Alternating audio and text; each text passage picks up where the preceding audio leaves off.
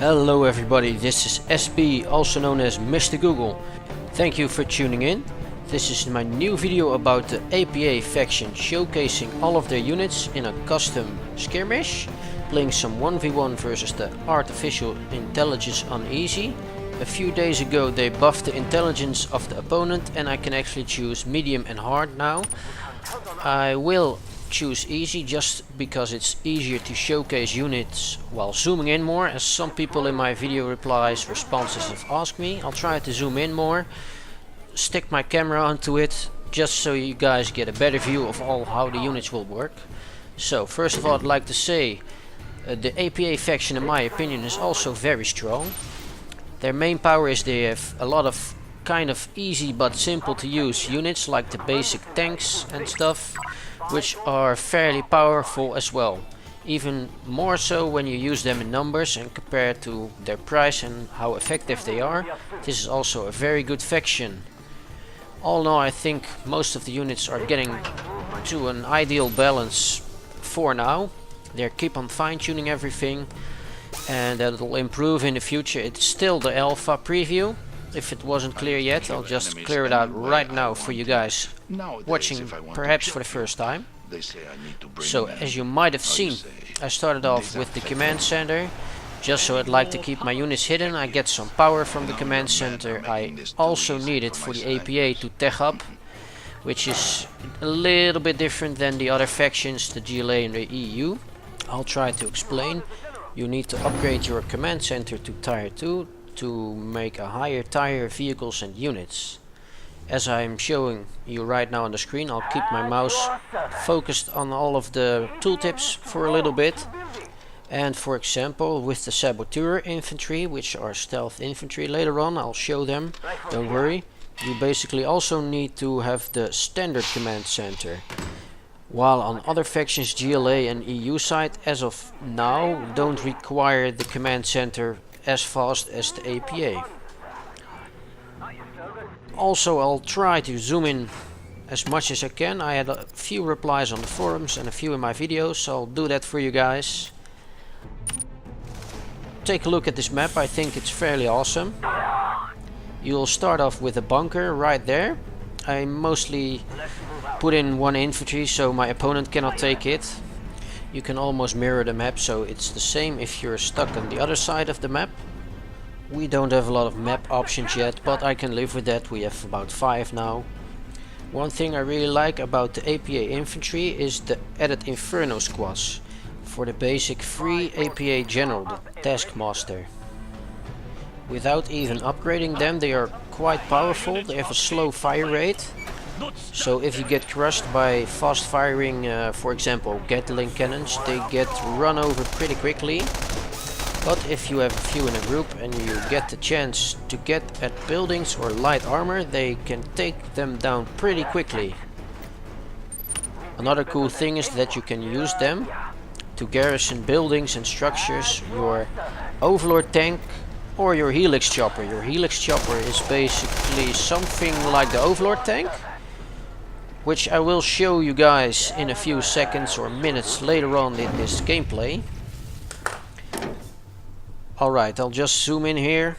I'll zoom in at all the other structures when possible as well, just because a few people asked me. I really like all the feedback and all the comments I'm getting from people all over the world.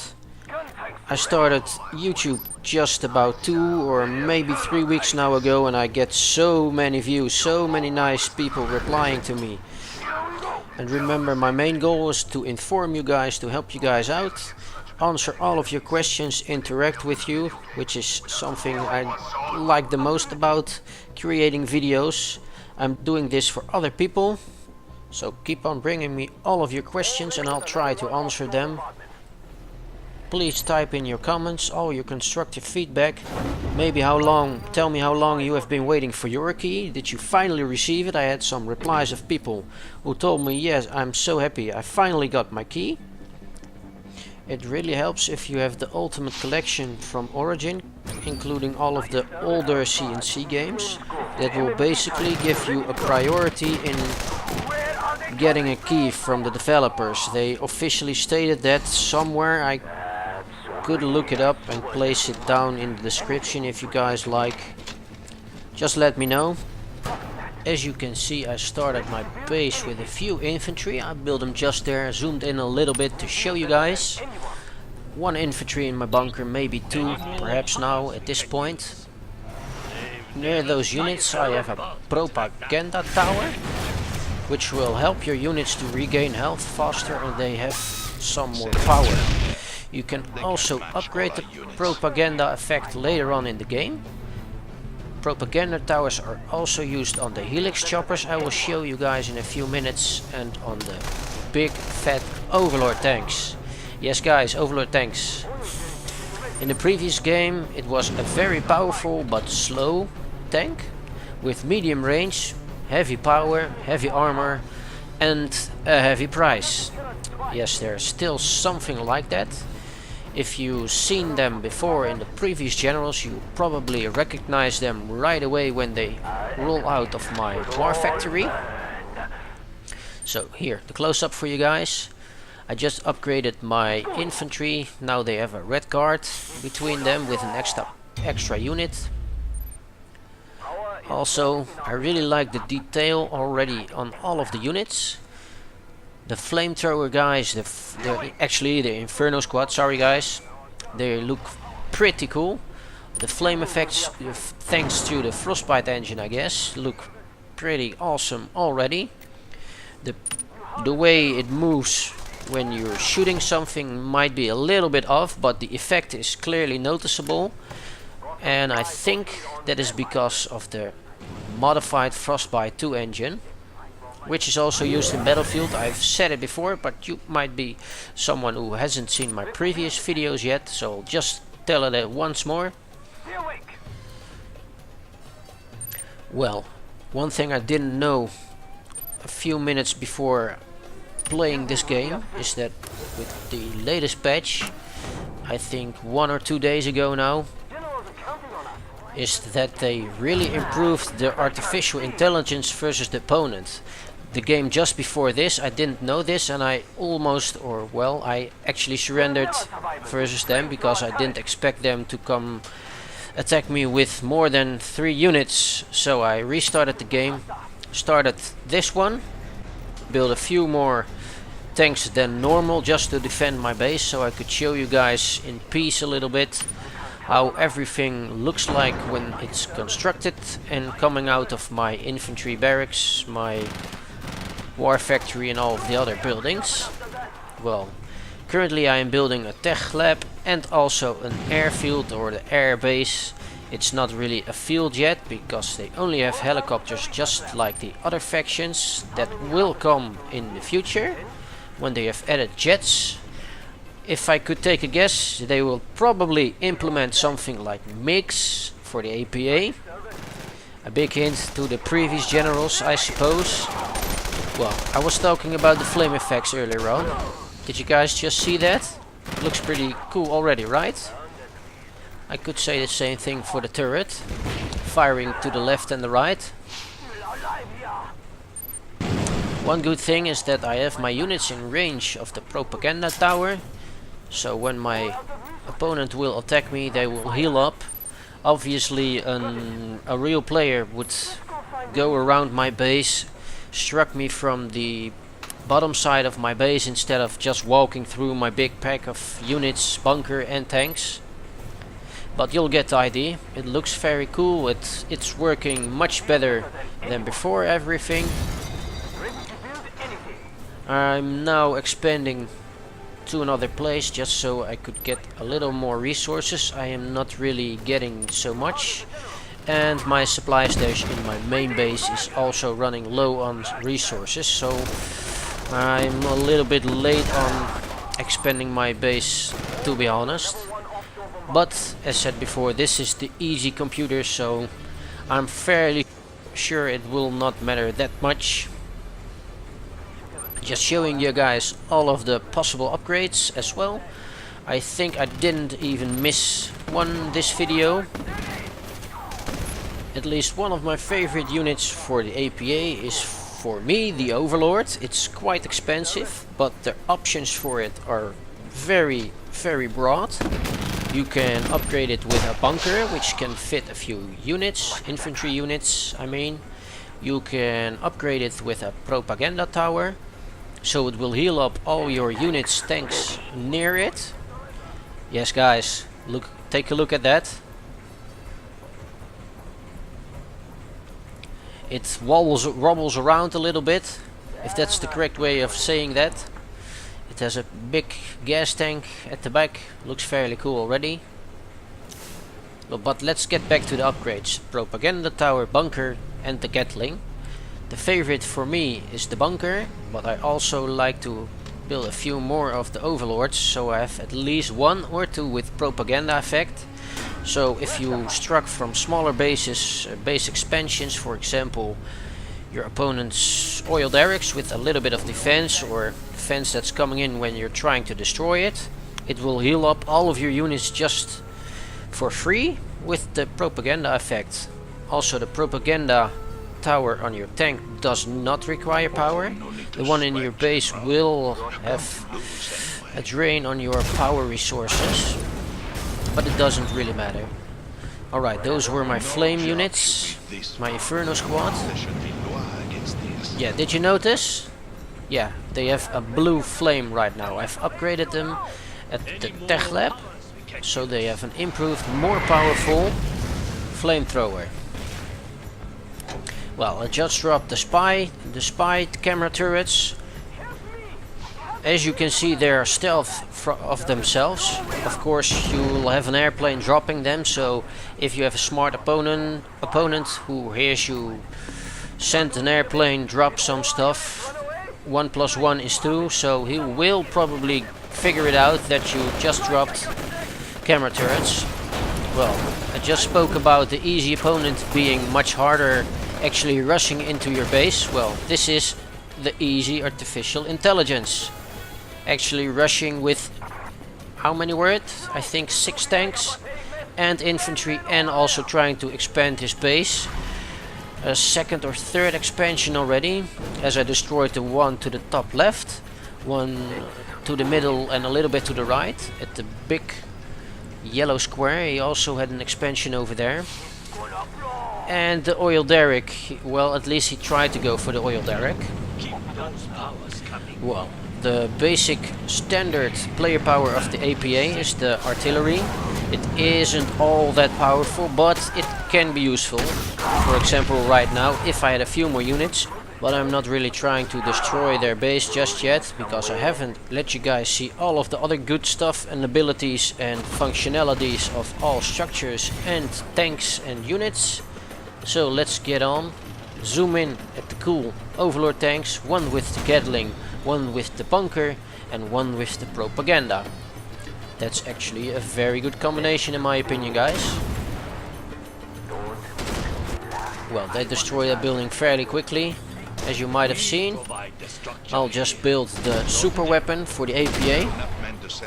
One thing about the APA is their super weapon, it doesn't really have a special ability like the GLA one or the EU side, but it is powerful. It leaves area of effect after you've dropped the bomb, so if they don't move their units out of it, it will actually give them some poisoning from the radiation that's still on the ground for a few seconds, or 10 or 20, maybe 20 seconds. Well, I just destroyed a few units over there when they attacked my supply center. That didn't happen pre-patch, so they did really improve it. I'm actually very curious about the medium and the hard option for the custom skirmish opponents, so I'll get to that later on if you guys want. Maybe I cannot even win versus the hardest one. We'll see that later on. Something else I really like about the APA is that the spy planes are very nice to use. They cannot really be shot out of the air. They are quick, fast, they stick around a little bit. You can use perks at the customization menu for your general to increase the duration. If you use this player power in combination with the deployable camera turrets, it will increase your scouting ability.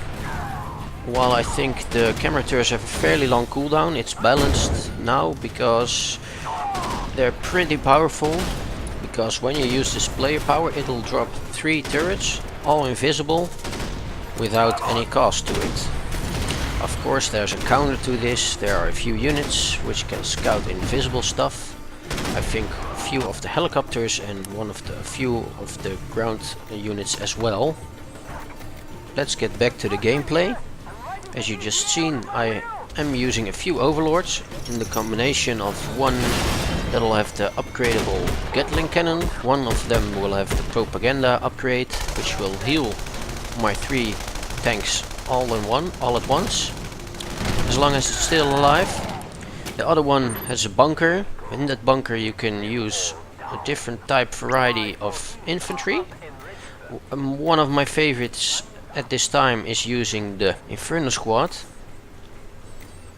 If you use the Inferno Squad in the Overlord bunker upgrade, your Overlord tank will shoot out flames from the infantry, which makes your Overlord tank effective to almost anything except for the air. That's why I'm using one of them with Gatling.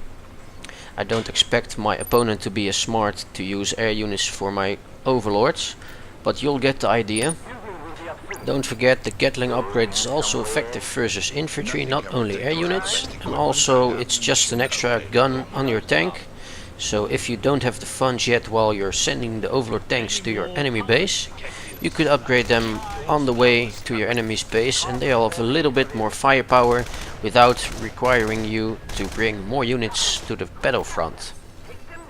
As I promised you guys, I'll keep on zooming in a little bit more. I even built all the units I wouldn't normally use very often, one of them being the pretty powerful artillery, the Thunder Fist or something like that. It's an upgradable artillery. You can make it shoot out of his gun without him deploying, which will have less range than if you will deploying like this. If you deploy the artillery it will have about 50%. I'm estimating that, guys. I'm not saying this is a fact, but it will increase the range, but it also makes you more vulnerable since you cannot move them. Another thing which is very good is when you upgrade the artilleries to have flame shots or nuclear shots. The flame firing shots, which you can activate with micromanaging, clicking on the units, or if you made a group of them, Control +2 for example, you name them Control +2, and after that if you press 2 you'll select the units. When you do that you can select, for example, the nuke or the firestorm. The firestorm is especially very good when you have a bunch of them and you try to shoot down buildings, and I think the nuclear one is more powerful versus groups of tanks and stuff. As promised, I'll show you guys more of the units, one of them being the Helix chopper. The Helix chopper is a big fat flying helicopter which can garrison a few units like infantry. And if you upgrade it with a bunker, they can shoot out of the bunker from the air. They have a bit of armor, but they're not as powerful as you might think they are. I'm a little bit disappointed if you compare their price to their performance, but hey, it's a cool unit and they're adjusting everything. I'm sure they'll come out better in the long run, but for now it's not really like that. The other option is to upgrade them with Gatling guns, or you could choose to upgrade them with propaganda towers. They all look different when you upgrade them. The choppers, I'll show you guys that as well. But as said before, just like with the overlords, it's the best when you use combinations of all of the options, so you have less weak spots when you go out and attack your opponent. At this point I have to expand my base again, because one of them got destroyed. I'm a little bit ashamed because this is the easy enemy, but they really improved the computer opponent, so I really didn't expect it. If I was expecting it, I probably wouldn't have lost it and placed a few units over there so I could defend it. Well, nice close-up, right? I'm upgrading it right now so you guys can see it in real time, how it'll change the look of the chopper. Another option you have is that you can upgrade them with napalm bomb upgrades. If you use that and you micro them to drop a napalm bomb, it will throw down a bomb with some flames, and it's pretty powerful as of now, but it's hard to use. You actually have to fly over your people to drop them, and get really close. But as said before, their armor isn't that high as you might think it is, but they're not that expensive as well. I would rather see the developers to improve this chopper to have a higher price, have a little bit more armor if it's not asked too much, so you don't feel like you have expensive infantry, for example, placed in the bunker and they get shot down by one Gatling tank in a few seconds. Another thing I'd like to mention is that they have some sort of a Gatling gun of themselves already, so they have some firepower without upgrading. Now at this time I've built 3 different ones, one with the propaganda, one with the bunker, one with the Gatling upgrade, and they all look different and they have different functionalities. All of them can handle to place some units inside of them, but only the ones with the bunker makes your units to be able to shoot out of them. So here I sent a few of my artilleries, and I'm showing you guys now that they can fire without deploying. I got ripped apart, but that doesn't matter. I destroyed their units, well, at least a few of them. Here I'll send in my Helix choppers to show you guys. 3 of the Helix choppers all upgraded. Yes, and those units are anti-air, so yeah, they get dropped pretty quick. I think I didn't even destroy one of them. Well, I'll take revenge, drop a bomb right here, so their units are destroyed. That was my nuclear strike. As you can see, it also has some radiation poisoning effect and stuff.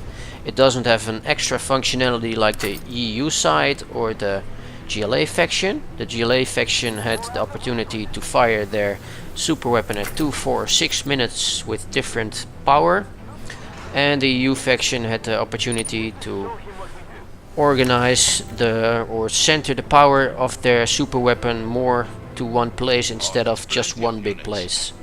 And now let's get back to my favorite unit. Yes guys, favorite unit, and it's a microing unit. It's the Firefly. The Firefly is my favorite unit because it's so versatile. It's very nice to use in combination with infantry. It has the function to boost your infantry, give them more armor, so they're a little bit, and a little bit more power, I think. You have the option to drop a cluster bomb, just like this. And you have the ability to forward deploy. Forward deployment means that you can build your infantry. You have to have tech for that, of course, if you'd like to build infantry, and the money. But I'll show you guys what it can do.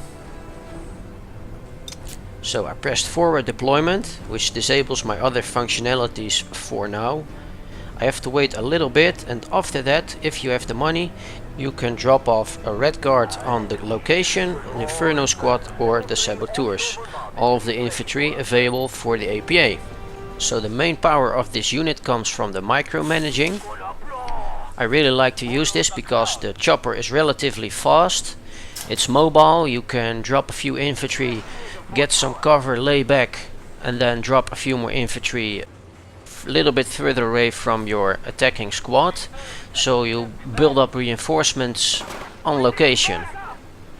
So this means you can, as long as you have the money, you can drop infantry pretty fast, stack up a lot of big groups of infantry, use all of their power on location.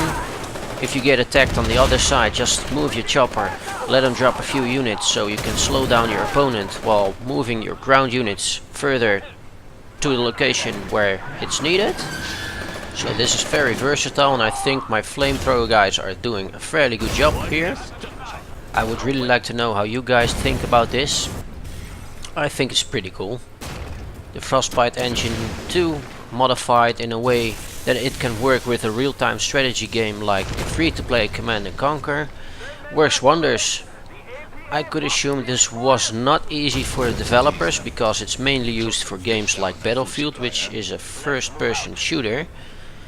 But they improved so quick and so fast. They bring out patches so fast. I can only speak good things about them at this point. I am really curious what the future will bring for Command and Conquer and the Frostbite engine. One of the other things about the Frostbite engine is that the destructibility. If you kill something, it explodes, some of the parts will move or fly through the map, which can hurt your infantry. For example, if I shut down something or run over a tree, it could, in theory, hurt your infantry, just like it would do in a first-person shooter like Battlefield. At this point I used the forward deployment to build up a group of Inferno squads. At this point I'm moving my units a little bit closer to my opponent, expanding my base a little bit more just so I can get some more credits and points after the match. When you build more stuff and you get more resources and you destroy more, every time that is factored into your bonus points you need to upgrade with perks or to buy new generals. I will try to explain a little bit more about the points you get for winning a game and the points you can buy. The points you can buy for a certain amount of money, which will also get you premium. That will only make you able to purchase extra generals. The thing you cannot buy is the points you need for winning matches. So you actually have to play the game to get the CP points and win for more points to be able to purchase the upgradable perks and all of the other good stuff. The only thing that buying points in this free-to-play game will bring you is points to buy new generals. And yes, of course, if you buy premium, which will give you points to buy generals, you also earn the CP points a little bit faster. At this moment it's about 50%, I think. They're adjusting this to fit to a better or more fair level, of course, but it clearly states out, I think, at least that's my opinion, that this isn't meant to be a pay to win game. When it turns into a pay to win, that people who spend money on playing will obviously have more and more power all the time. That is just not fun, so people will not play this, and the developers are trying hard to find the perfect balance. So suggestions to find the best way to do this are always welcome, and they really listen to us. As of now, everyone in the closed alpha have premium access. It wasn't like this before. You could also buy it already, but a lot of players on the forums were asking the developers, this is just testing, why should we pay at this point, we're testing for you. And they provided us feedback and they said, hey, the next patch that comes up, we're going to give you all premium and we give you 1000 points, which you will normally have to buy. Well, isn't that a great thing? Yes, it is. It basically means that they gave me one free general. That's my Blackjack general, one of the latest generals in one of the latest patches. So do you have any ideas about premium and what will be the best way to implement this? I think I have all the faith in them to provide us a game which is balanced, and it's possible, because other very popular games like World of Tanks, League of Legends, Dota 2, they're all working with a free-to-play model and it has a very big player base. That's probably one of the reasons why they are going to make this game free-to-play, so that it'll have a broad audience. If you, for example, have a few friends, you like them to play with you, it would normally require them to pay, for example, yeah, 60 bucks just to be able to play it, and if they don't like it, they've wasted their money. But right now you can just download it. You don't need to go out to the store, you don't need to order something, it doesn't cost you a thing. You can ask your friend, get him to download Origin, download the free-to-play game, make an account and just log in and play a game with you. And if all of your friends try this, a few of them will probably like this game, and you have someone else to play with without him having to spend money on this. Right now it can take a while to get the points to buy a new general, but it's free to play and you will have all the time. You have generals which you can use, learn how to play with them, You get the daily bonuses, which will help you fairly much. The daily bonuses you get when you play a game is once a day, once per 24 hours. You'll get a pretty good bonus, which will have the equivalent of about 5 normal games with premium, something like that. It will give you extra experience to level up, and it will also help you get the points quicker.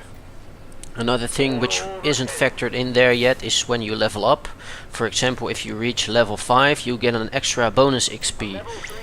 So if you factor in all of the bonuses in your XP and your CP points, it isn't all that long before you could purchase one of the 5000 CP points channels, for example. So if you're more of a casual gamer, you would still factor the extra bonuses a little bit more probably than someone who plays the game very much. Your playtime playing, you will earn more points than someone who will play 24/7. So they thought about you guys as well. A lot of people cannot play very often, me included. I cannot play as much as when I was in high school. I'm 25 now, I have a full-time job. I'm also following an education besides my job, so also making videos and playing video games and doing nice stuff in real life with your friends or your girlfriend is also important. So if you leave all of those out, that means I cannot play all that often, and that's okay.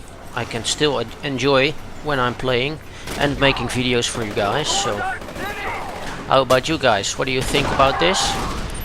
Does this sound like balance to you, or do you think they are going to the right direction? Or do you despise the fact that they're implementing free to play, or is this a disgrace in your opinion? For me, I think I am in peace with it. I think it's fair. It's fair to me. I would really like to thank all of you guys who provided me constructive feedback, tips, or questions. So far I've replied to everyone who asked me a question in my video comments. If you enjoyed this video, I would really appreciate it if you could subscribe to me or just leave a like down below, a nice comment, and also if it's something you would like to share with friends who might also like this free to play game, just share it on Facebook, on your favorite forums. That's all okay to me. Just give me a bigger audience if possible, and if not, that's okay also. My main goal of this video is just to provide you guys an inside look of the current alpha state of Command & Conquer, and I think I'm able to do that in the future for a longer time as well. I've also had a few private messages. Those were from nice people as well. A few of the peoples were watching my videos, and a few days later they sent me the message. I finally had the key in my email, so they were very happy and thanked me for all my videos. I could also give you guys a little bit of a tip. If you'd like to get into the beta or the alpha a little bit sooner, or at least, yeah, get your chances up a little bit. I'm not saying you should do this, but I'll give you the tip anyways.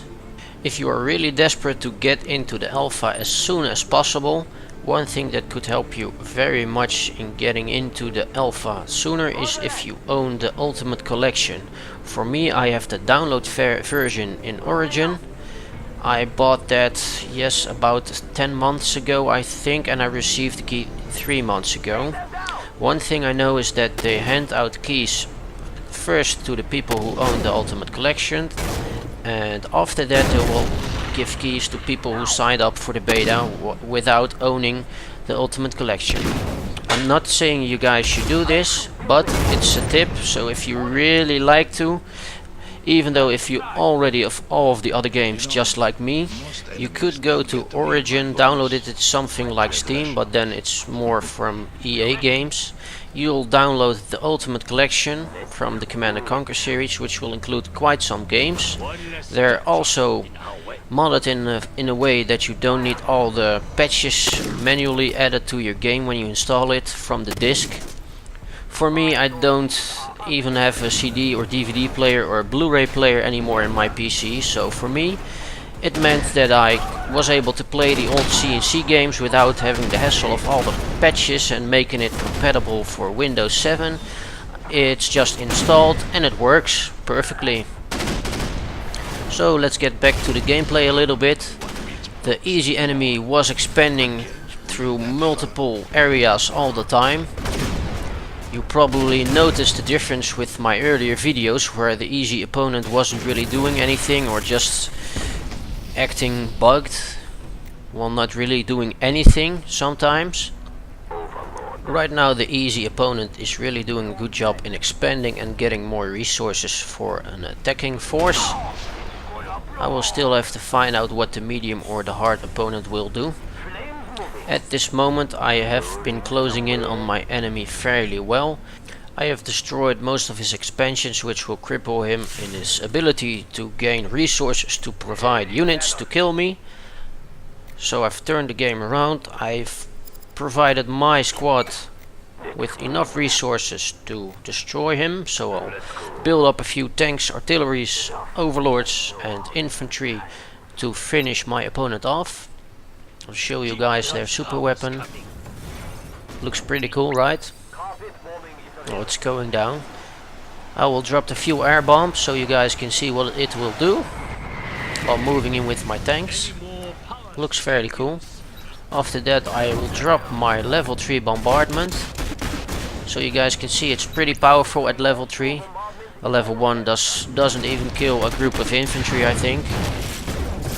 Well, right there they have one of the air units which isn't that powerful. As said before, I wouldn't recommend it.